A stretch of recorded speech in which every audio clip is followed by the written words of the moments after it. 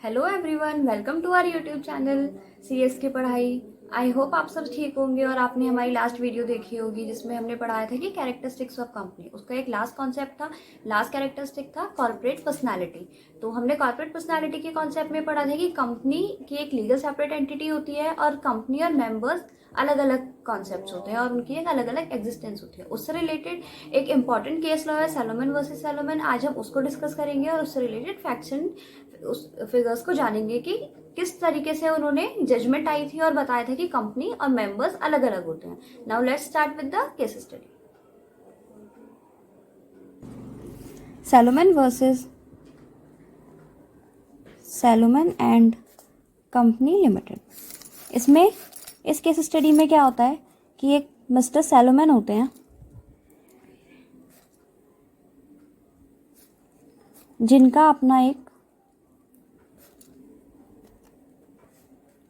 Soul business होता है shoes का।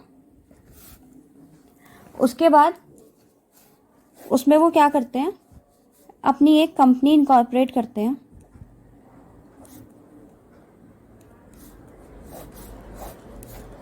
जिसका नाम होता है सैलोमन एंड कंपनी लिमिटेड। इस कंपनी के शेयर होल्डर्स होते हैं mister Salomon, his wife, his daughter and his 4 sons. कि वाइफ के पास एक शेयर होता है, डॉटर के पास एक शेयर होता है और इनके 4 सन्स के पास एक शेयर ईच होता है। मिस्टर सैलोमन को 20,000 fully paid up shares allot किए जाते हैं। इसमें जो डायरेक्टर होते हैं वो होते हैं mister Salomon himself and his 2 sons. अब इस केस स्टडी में क्या होता है कि कंपनी ने उन्हीं का फॉर्म किया हुआ बिजनेस खरीदा होता है।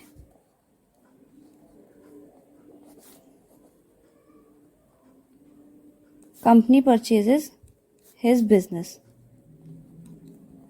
हिज बिजनेस मीन्स उनकी सोल प्रोपराइटरशिप फर्म को कंपनी परचेज कर लेती है worth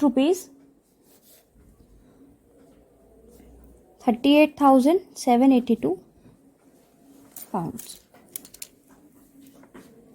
After few years, company run into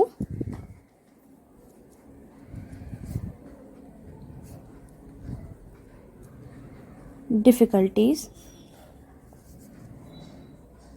and went into liquidation process.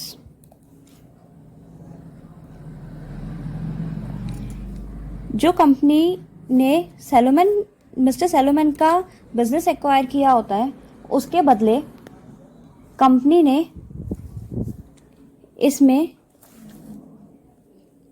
ने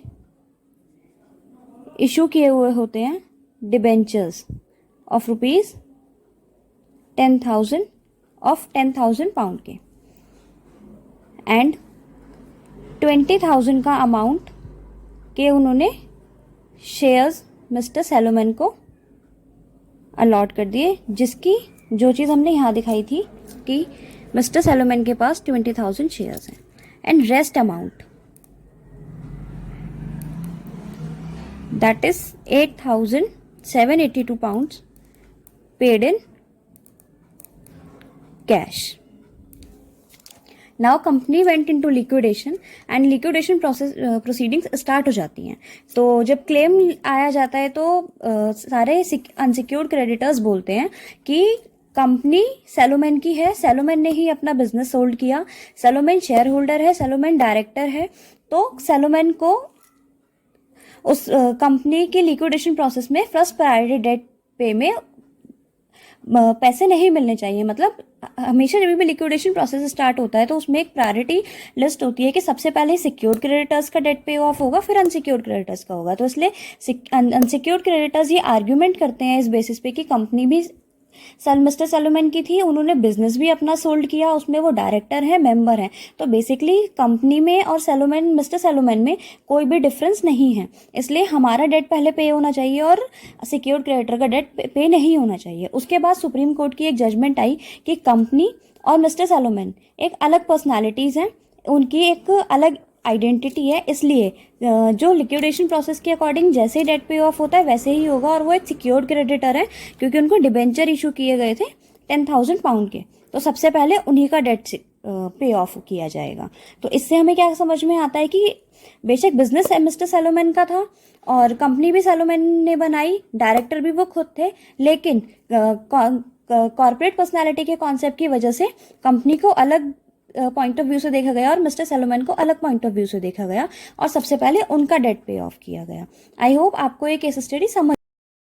सो गाइज यहाँ पे हम सैलोमन वर्सेस सैलोमन की केस स्टडी को वाइंड अप करते हैं। आई होप आपको ये केस स्टडी समझ में आई होगी और आप घर पे एक बार इसको ज़रूर पढ़ेंगे। मेरी वीडियो को लाइक, सब्सक्राइब और शेयर ज़रूर कीजिएगा और इनकेस कोई दिक्कत आती है तो मुझे कमेंट सेक्शन में ज़रूर बताइएगा। Thank you.